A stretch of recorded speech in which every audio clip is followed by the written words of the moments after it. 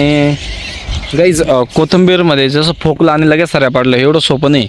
आधी काय करतात, हे जे शेत असतं ना ह्याची सगळी नांगरणी वखरणी करून घेतात आणि पूर्ण नांगरणी वखरणी केल्यानंतर नवीन बैल आहेत गाईज थोडेसे नखरे करतायत कारण अजून सवय नाही ना त्यांना चालायची एवढी. कोथिंबीर फोकून देत आहेत डायरेक्ट पूर्ण शेतामध्येच अशी फोकली जाते कोथिंबीर बघा. हो इकडं गणा बाबा बाबा बाबा. जय शिवराय जय शंभूराजे सर्वांचं आपल्या नवीन ब्लॉगमध्ये स्वागत आहे. गाईज शेतात आलेलो आहे. सकाळचे 9 साडेनऊ वाजलेत.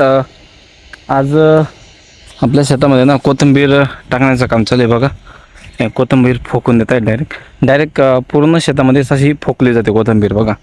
लाईनप्रमाणे पण लावता येते पण यावेळेस पूर्ण फोकून देत आहेत बघा कशा प्रकारे फोकणं काम चालू आहे बघा गाईस. डायरेक्ट खाली आणि तिकडनं मग बैलगाडीने त्याला व्यवस्थित लाईन्स पाडून घेतील. आणि गाईज बघा बऱ्याच दिवसांपासून ना तुम्हाला सांगत होतं मी की आपली नवीन बैलजोडी येणार आहे. कारण आधीची बैलजोडी होती ना ती पण छान होती पण त्याच्यामध्ये एक बैल इतका जबरदस्त मार्का होता ना खूपच जबरदस्त म्हणून मग बैलजोडी चेंज केली आपण. हे बघा ही आपली नवीन बैलजोडी ठेलारी बैल आहेत गाईज एकच नंबर. कशीच शेंग आहे ही मारते तर का काय येणार ही गरीब येतं ना. हे बघा गाईस हे गरीब आहेत. पहिले पण एवढे नव्हते पण एक बैल ना त्याच्यामध्ये खूप मार्का होता इतका जबरदस्त ना कोणालाच जवळ येऊ देत नव्हता म्हणून तो आपण चेंज केले ती बैलजोडी. मग आता ही नवीन बैलजोडी आणलेली बघा. चला गाईस बघा कोथिंबीर टाकायचं काम चालू आहे ना. कोथिंबीर ऑलरेडी आता इथं फोकली गेलेली आहे कोथिंबीर आणि तिथनं मग सऱ्या पाडून घेतात म्हणजे पाणी पाजायला बरं असतं. पाणी व्यवस्थित भरता येतं आपल्याला या ठिकाणी. हे बघा इकडं पप्पान ते कोथिंबीर फोकता येते व्यवस्थित. पूर्ण कोथिंबीर फोकल्या गेली की मग नंतर बैलजोडीने व्यवस्थित त्या सगळ्या सऱ्या पाडल्या जातात गाईस. सो चला आता तोपर्यंत मस्त आता कोथिंबीर फोकली जाईल आणि नंतर कोथिंबीर टिफिन घेऊन आलो सुराला आणि नानाला. सो आता मस्तपैकी सगळी कोथिंबीर फोकल्या गेली की मग आपल्याला बैलजोडीने व्यवस्थित सगळ्या सऱ्या पाडून घ्याव्या लागतील. हे बघा कोथिंबीर फोकायचंच काम चालू आहे आता.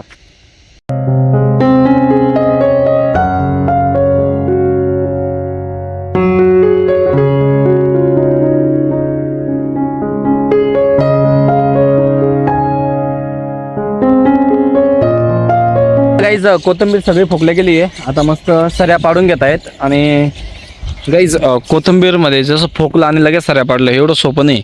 आधी काय करतात, हे जे शेत असतं ना ह्याची सगळी नांगरणी वखरणी करून घेतात आणि पूर्ण नांगरणी वखरणी केल्यानंतर ह्या शेताला पूर्ण ओलवावं लागतं. म्हणजे पाणी जे आहे ना पूर्ण पाण्याने पूर्ण शेत फुल भरावं लागतं. बघा तुम्ही आता इथं ओलं दिसत असेल बघा तुम्हाला थोडंफार कारण पूर्ण शेत ओलवावं लागतं आणि त्याच्यानंतर मग वखरून घ्यावं लागतं. आणि वखरल्यानंतर मग पप्पान त्यांनी सगळं जे कोथिंबीरची ती फोकली आणि फोकल्यानंतर पुन्हा आता ह्या सऱ्या पाडून घ्यायच्यात आपल्याला बघा या प्रकारे. म्हणजे असतं नवीन बैल आहेत गाईस थोडेसे नखरे करतायत कारण अजून सवय नाही ना त्यांना चालायची एवढी. सो त्याच्यामुळे चालायला थोडे हे करतायत ते. नवीन बैलजोडी ना आणि एकदम तरुण बैल आहेत गाईस.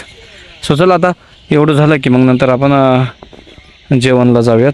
थोडंसं बाकी आहे फक्त एवढंच कारण त्या साईडला तो तिकडचा जो उरलेला पाट दिसतो ना तिथं आपल्याला मेथी लावायची आहे.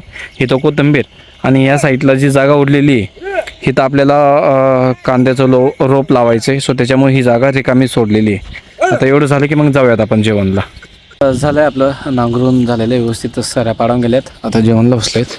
सो चला गाईज या सर्वांनी जेवणला. सो जेवण झालं गाईज आपलं मस्तपैकी. आता लाईन येईल 12 वाजता अजून बराच वेळ बाकी आहे. तोपर्यंत मेथीला पण पाणी भरायचं आपण जे आता मेथी टाकली ना त्याला पाणी भरायचं आहे. आता चला थोडा वेळ घरी जाऊन येऊयात मस्तपैकी. आपण इकडच्या शेतामध्ये आलो होतो बघा इकडं सगळे आपले बांध जाळायचं काम चालू आहे. सगळे शेत खाली झालेत ना आता. मग या बांधांवरती जी घाण असते ना विहिरीच्या आजूबाजूला जी घाण आहे ती सगळी जाळून टाकायची. बघा इथं आग लावली इथं. हे सगळ्या वायरी आहेत ना त्या व्यवस्थित सांभाळून धरतायत बघा. इकडं वायरी साईडला केल्या आहेत लागले आग.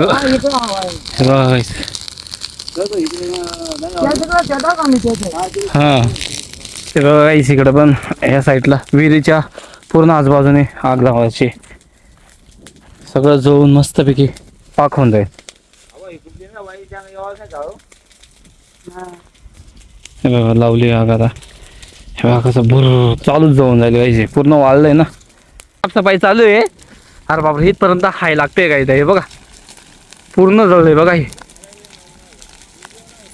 हे बघा इतके दूर आहेत ना गाईज आम्ही तरी हाय लागते बघा. हो इकडं गणा बाबा बाबा आग दाग इकडं तर या तुम्ही कसे आग चालू आहे बघा. बाबा बाबा खतरनाक आग चालू आहे गाईज बघा डायरेक्ट या साईडला बघा. इथं बी बघा पूर्ण घाण आहे. आता थोड्या वेळात बघा ही घाण पूर्ण पाक होऊन जाईल. बापरे काय खतरनाक आग आहे गाईज कशी लागली आग बघा डायरेक्ट. इतके दूर आहे लागते आम्ही डायरेक्ट इकडे पळतोय बघा. झालं सगळं पाक पूर्ण मोकळं होऊन गेला बघा. इथली बेकार दिली त्या वायरीच्या वर जायची डायरेक्ट आग. चला गाईज बघा मस्तपैकी सगळं पाक होऊन गेलं इथं. चला जाऊयात आपण आता चिंच खाली बसायला. शेतात घरी आलो. संपूर्ण जे बाण वगैरे होते कचरा होता तो सगळा मामान त्यांनी जाळला आणि नंतर मग आपण आता घरी आलोय. सो चला आता मम्मी त्या पण आल्या असतील कारण मम्मी त्या आहेत ना बाहेर कामाला गेलेले होत्या दुसऱ्यांच्या शेतामध्ये. हे बघा येऊन गेलेत. सो चला आता थोडा वेळ मस्तपैकी फ्रेश होऊयात आराम करूयात आणि नंतर मग भेटूयात आपण थोड्या वेळात. मम्मी त्या आता आल्यात. सो मम्मी त्या म्हणत की आपण सरबत करूयात मस्तपैकी. फ्रीजमध्ये थंड पाणी आहे आणि या साईडला ना मावशींच्या घरी गेलो होतो तिथनं मस्त रसनाच्या पोळ्या होत्या घेऊन आलो काल. सुचला म्हटलं आता सरबत करूयात. सुचला आपण सरबत बनवूयात गाईज. सुचला गाईज मस्तपैकी आपण सरबत बनवूयात. फ्रीजमधलं पाणी घेतलेलं आहे थंड. या रसना आहेत यामध्ये 2 पुड्या असतात. एक पावडर असतो आणि एक लिक्विड असतो. सुचला आता टाकून घे. थोडीशी साखर पण टाकायची आपल्याला.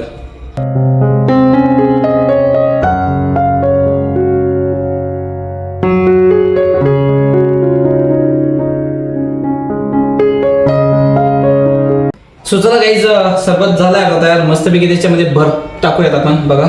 बर्फ पण मस्त तयार झालेला आहे. सुचला आता घेऊयात मस्तपैकी सरबत. मस्तपैकी सरबत झालंय बघा. बर्फ पण टाकलाय त्यामध्ये. पिऊन बघूयात आपण कसं झालंय ते. ठीक आहे पण थोडंसं आंबट लागतोय कारण साखर एवढी टाकली तरी पण जास्त साखर टाकणं पण चांगलं नाही कारण साखर ही शरीराला हानिकारक असते बरं का. खूप जास्त साखर खाणं पण चुकीचं आहे. सो जास्त साखर नाही टाकली. थोडं आंबट लागतं पण थंडगार आहे मस्तपैकी. थकवा निघून जाईल मस्तपैकी. सो चला गाईज मस्तपैकी फ्रेश झालो आणि त्यानंतर जेवण पण केलं. जेवण झाल्यानंतर चला म्हटलं आता थोडा वेळ रेस्ट करूयात. थोडा वेळ बसलो इथे घरी आणि आता आपल्याला झोपायला जायचं आहे. मामांच्या घरी जाणार आहोत आपण झोपायला कारण तुम्हाला तर माहिती आहे आपण तिकडेच जातो कारण इथं थोडंसं आपल्या घरातनं खूप गरम होतं आणि टेरेसवर जाण्यासाठी आपल्याला जागा नाही जिना नाही आहे. सो मग मामांच्या टेरेसवरती मस्तपैकी जिना आहे तिथनं आपण वरती झोपायला जातो. सो चला मग आजचा ब्लॉग आपण इथंच स्टॉप करूयात आणि नक्कीच तुम्हाला आजचा ब्लॉग कशा प्रकारे वाटला. ब्लॉग आवडला असेल तर लाईक करा. नवीन असेल तर चॅनलला सबस्क्राईब करा. भेटूयात आपण नवीन ब्लॉग सोबत. Thank you so much for watching. Bye bye.